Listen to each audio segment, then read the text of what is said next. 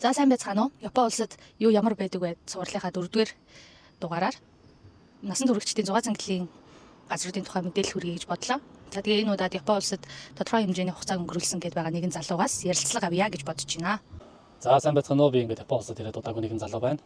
За удаагүй дээр үзсэн байх гэхээр 6 гаруй жил удахгүй 7 дахь жил рүү орох гэж байна. За энэ хугацаанд бас өөрийнхөө мэдсэн зүйлсээс Японд дах монголчуудаа бас мэдээлэл хүргэе гэж бодлоо. Тэр нь юу вэ гэхээр насан туршидчдын 6 цэнгэлийн газрын талаар баха мэдээлэл өгье гэж бодлоо. За эхний ээлжинд ямар газар вэ гэхлээр Кябакура гэж газар байна. За Кябакура гэдэг газар нь болохоор одоо бидний мэдхээр манай улсын хурлын гишүүн маань ажилладаг байсан газар гэж би бол боддог. За тэр газар нь яадаг вэ гэхлээр гаднаас зочид орж ирлээ. Тэр зочдод сайхан найрсаг үйлчилгээ үзүүллээ. Тэр үйлчилгээ нь яадаг вэ гэхлээр орж ирэнгүүт нь одоо уух зүйлийг хонтолж өгдөг ч юм уу те. Эсвэл илүү дотн тийм яриа өрнүүлдэг тэр зочныг тэгэж өөдөө харгаа гоё тэр өдрийнх нь стрессийг тайлж өгөх хэмжээний тайлахаар тийм хөвгөлтэй яриа өрнүүлдэг ч юм уу те. Тийм байдлаар тэр хүнийхээ стрессийг тайлж өгöd гаргадаг тийм газар гэж би бол боддог. Дараагийн газар нь ямар газар вэ гэхлээр за газар гэхээсээ илүү манай монголчуудаас зарим мэддэг байж магадгүй л дээ Тажимбо гэдэг. Тажимбо гэдэг нь яадаг вэ гэхлээр ерөнхийдөө нөгөө нэг манай Монголын Саппоро дээр зогсдог анинаар байдаг да. Тэр анинаар шиг гэсэн үг л дээ. Гэхдээ яг насны хувьд бол илүү залуу. Монголд хэдтэйг нь сайн мэдгүй байна л да. Ерөнхийдөө энд бол 20-с 18-аас дээш насны 20-с 30 насны хоорондох тийм охид өсгөөчд бол ерөнхийдөө зогсдог гэж би сонсч байсан. За тэднэр нь болохоор яадаг вэ гэхээр ерөнхийдөө Японы одоо Окубо Эки гэж юм уу те шинэ Окубо Эки гэж юм уу тэр аваар бол ерөнхийдөө их дэлгэрэнгүй дэлгэрсэн байдаг гэсэн үг. Ер нь тэгээд нэг гудамжинд зогсож идэг охтуудаа л гэсэн үг л те. За тэгээд тэр охтуудад нь болохоор хажуугаар нэвж байгаа хүмүүс нь яриа өгдөг ч юм уу те яриа өдөө тэр газараа тэгээд тэр нөгөө хүнтэйгээ тэр охинтойгоо яриа нийлэх юм бол тэнцэнээсээ тэр хоёр хоёулаа цаашлаа тэгээд учраа болоод явдаг тийм газар гэсэн үг. За дараачих нь яадаг вэ гэхлээр дараачих нь ямар газар вэ гэхлээр Дэрихэр гэдэг тийм үйлчилгээ юм уу газар юм уу тийм зүйл бас байна. Тэр нь яадаг вэ гэхлээр та гэртээ утсаар тийм массаж хийдэг эмэгтэйг дуудаж болтгоо гэсэн үг л дээ. Яг гэртээ ч дуудсан болно эсвэл нэг раб хотел буюу лав хотел дуудсан ч бас болно гэсэн үг. Тэгээд дуудаад тэр нэг ирсэн хүнтэйгээ ярилцаад ч юм уу те эсвэл эдгээр зүгээр нэг массаж хийж өгөөд буцаад явдаг ч гэдэг юм уу те яг тухайн үеийнхаа нөхцөл байдлаас л шалтгааллах л та тэрийг хэрэг гэдэг нь ерөнхийдөө гэртээ юм уу эсвэл буудалд дууддаг тийм үйлчилгээ гэсэн үг ээ. За дараачих нь болохоор оппайно папу гэсэн үг л те оппапу. Энэ нь болохоор яадаг вэ гэхээр нэгэн тийм үйлчилгээний газар байгаад паб байгаад тэр паб руу орно. Орсныхаа дараа орохдоо мэдээж нэг орох мөнгө төлнөлтөө тэр нас тусдаа. Тэгээ ороод янз бүрийн нэг уух зүйл энэ төрөй захиалаад тэгэнгүүт нь нэг хүн бүр дээр тус орсон одоо жишээ нь дөрвөлэн явж байхад дөрвөн хүн дээр тус бүр дээр нэг охин ирдэг гэсэн үг. За тэгээд тэр охин нь болохоор бас ингээл адилхан нэг яриа өрнүүлнэ.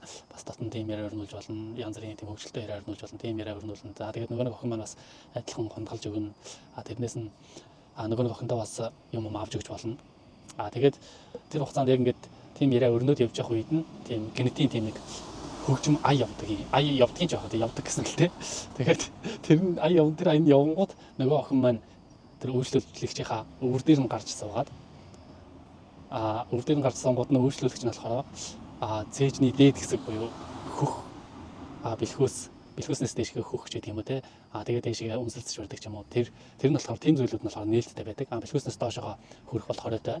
Хэрвээ тэгээд доошоо хүрэх юм бол нөгөө нэг охин маань тэр тэр газрынхаа хамгаалагчийг дуудаад тэгээд янз бүрийн торгуул мөргуул ч юм уу тийм зүйл бол ногдолдог байгаа.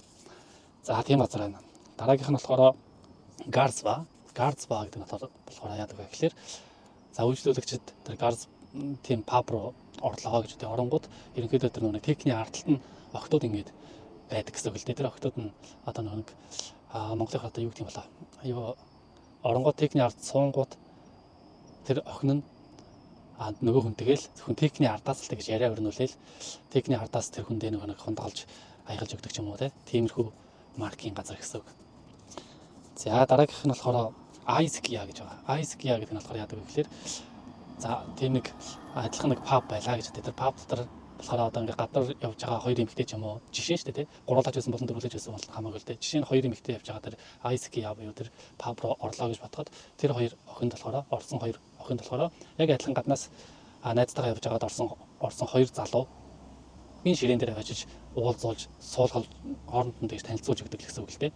Тэгээд тэр нь болохоор тодорхой хугацаатай ойролцоогоор 10-15 минут яриа өрнүүлээд тэгэнгүүтээ тэр суудлын дахиад солигдоод дараагийнхаа хоёр хүн дээр очиод ингээд ээлжлээд ярилцааг явуулдаг гэсэн үг. Тэр ярилцах хугацаанд хэрвээ хоорондоо нэг таалагдаад уулзч чадах юм бол ямар нэгэн нэг утсан дугаараа солидог ч юм уу те мэйл хаягаа солидог ч юм уу тэгээд тэндээсээ цаашаа гараад үргэлжлүүлээд явцгааж болдог тийм газар байна. Тэрийг нь болохоор ICK гэж байгаа. За дараачих нь болохоор одоо манай Японд монголчууд бол ер нь ихэнх нь мэддэг болсон гэж бодож байна. Энэ нь болохоор matching app буюу тийм танилцах аппликейшн. Энэ танилцах аппликейшн болохоор яадаг вэ гэхээр эмэгтэй хүмүүст болохоор үнэгүй байдаг. Эрэгтэй хүмүүст болохоор тодорхой хэмжээний сарын суурь хураамжтай. За тэгээд тэр нь болохоор мэдээж эрэгтэй хүнээрээ бүртгүүлээд авах юм бол зөвхөн эмэгтэй хүмүүс харагдана. Эмэгтэй хүнээр ороод бүртгүүлэх юм бол зөвхөн эрэгтэй хүмүүс харагдана. Тэрэн дээр тэгээ байршил энэ төр гэдэг тохиолгоноо хийх юм бол ойролцоох бас тийм эсрэг хөлснийх нь хүмүүс нь гарч ирээд хоорондоо тэгээд харилцаа холбоогоо үүсгээд уулзч учраад бас явж болно гэсэн үг. За тийм байна. За дараачих нь болохоор хост энэ нь болохоор зөвхөн эрэгтэй хүмүүс их л та. Эрэгтэй хүмүүс одоо түрүүний Кабакурагийн нөгөөх нь л гэсэн үг л дээ. Эрэгтэй хүмүүс эмэгтэй хүмүүст үйлчлдэг гэсэн үг. Гаднаас нэг одоо эмэгтэй зочид манай орж ирэнгүүт нь тэр эмэгтэй зочдод эрэгтэй хүмүүст хунгалж өгдөг, аягалж өгдөг. Тэгээд янз бүрийн тийм яриа өрнүүлдэг. Тэр эмэгтэйгээ тийм хөгжилтэй байлгадаг тийм газар гэсэн үг. За өөрийнх нь болохоор тэрний дэрий хэрүүдтэй адилхан хотын хэрэг гэж байгаа. Тэр хотын хэрэг гэдэг нь болохоор зөвхөн буудалтаа дуудана. Гэхдээ буудалтаа дуудахаа өмнө тэр хотын хэрэг гэдэг нэг одоо тэр газар байгаа шүү дээ. Тэр газар нь очоод хүсэлтээ өгөөд тэгэнгүүтээ төрүүлж өөрөө буудалтаа очоод буудалтаа очсныхаа дараа нөгөө нэг газар руугаа залхангууд нь тэр нөгөө хотел руу тэр эмэгтэй хүн очтгоо гэсэн үг. За өөр юу вэ? Өөр снак.